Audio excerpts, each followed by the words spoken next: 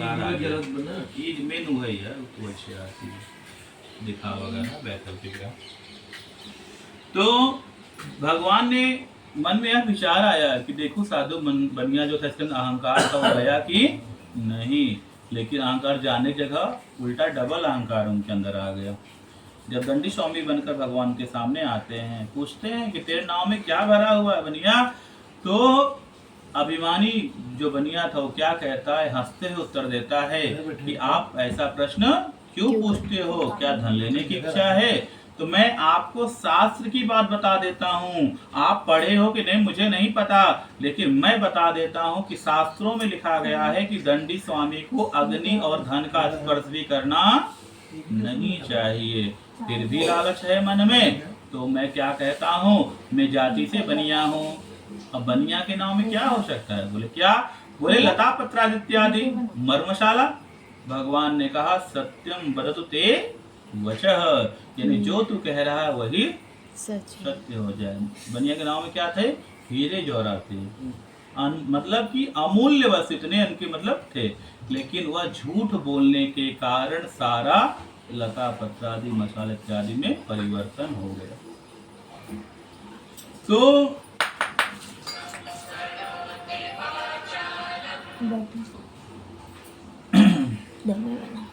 और उसके बाद जब साधु बनिया नाव को खोल कर देखता है, वही सब उसको जो बोला था वही प्राप्त होता है। इतना सब देखते वहीं पे बेहोश होकर गिर पड़ता। जब होश आता है तो बच्चों की भांति रोने लगता है। इसके दामाद कहते हैं पिताजी रोने से कोई फायदा नहीं है, हमेशा जो है दंडी स्वामी को खोजना चाहिए। जब जंगल के मध्य में जाते हैं तो वहीं पे मिल जाते हैं, उनसे प्रार्थना करते हैं तो वो कहते हैं जाओ, तुम्हें हमारे ही कारण बार बार कष्ट प्राप्त हुआ, अरे मूर्ख, लेकिन तेरी बुद्धि अभी तक ठीक नहीं हुआ। तो वह फिर से भगवान को ज्ञान दिया। क्या कहता है, जब आपकी माया को ब्रह्मा और शंकर नहीं समझ पाए, ब्रह्मा कहाँ नहीं समझे थे?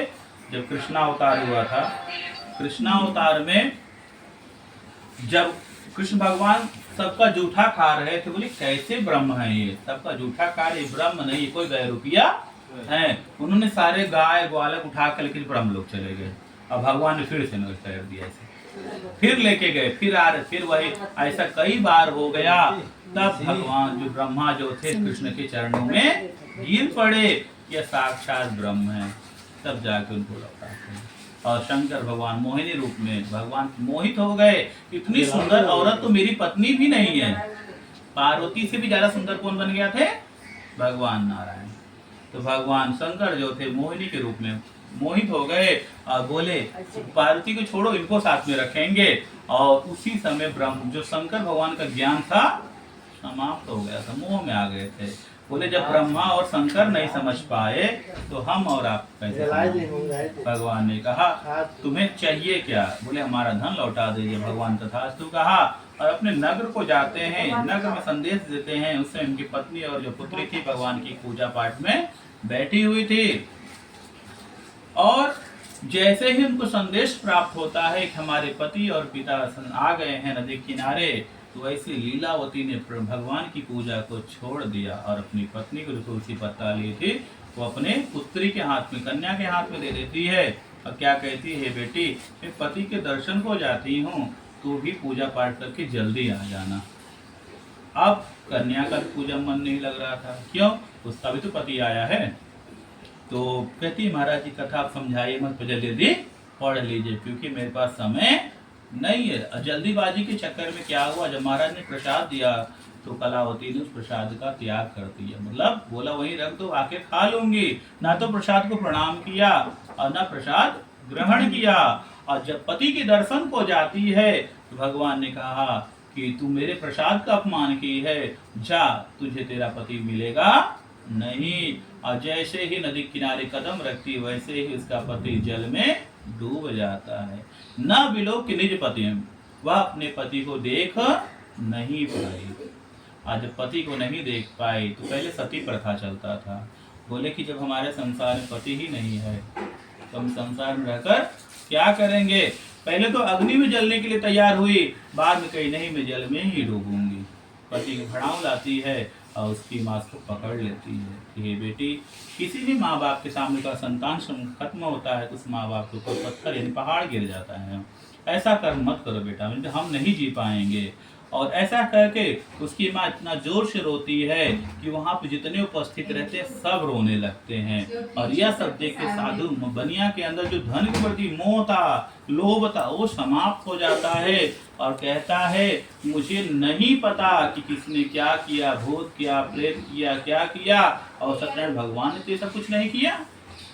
अगर उन्होंने यह सब किया है, मैं सबके सामने वचन लेता हूँ कि मेरा जामाता का सही सलामत लौट आएगा तो मैं यहाँ पर ही भगवान की कथा को श्रवण करूँगा, सुनूंगा।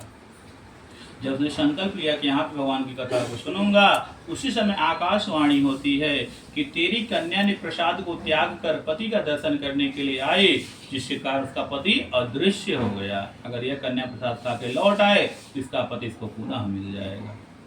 कन्या दौड़ते हुए घर को जाती है और प्रसाद को जब ग्रहण करके आती है उसका पति इसको मिल जाता है। तब पिता से कहते कि पिताजी चलिए घर चलना चाहिए। तब उसके पिताजी कहते हैं कि नहीं पुत्री, पहले हम भगवान की कथा को श्रवण करेंगे, फिर अपने घर को जाएंगे। और उसी समय जब भगवान की कथा हुई तो ब्राह्मण से उन्होंने कहा महाराज मैं संकल्प कराओ कि जब तक जीवित रहूंगा हर पूर्णमासी, हर संक्रांति तिथि त्योहार को मैं आप भगवान की कथा को सदैव सुनता रहूं। ऐसा संकल्प करा दीजिए मेरा जीवन में। अब मुझे ज्ञात हो गया कि संसार में भगवान को छोड़ के कोई नहीं है। यानी जिस पे कृपा भगवान की होती है उस पे ही दुनिया कृपा करती है। बोले ना, जा पर कृपा नाथ कर होई, ता पर कृपा करें सब कोई।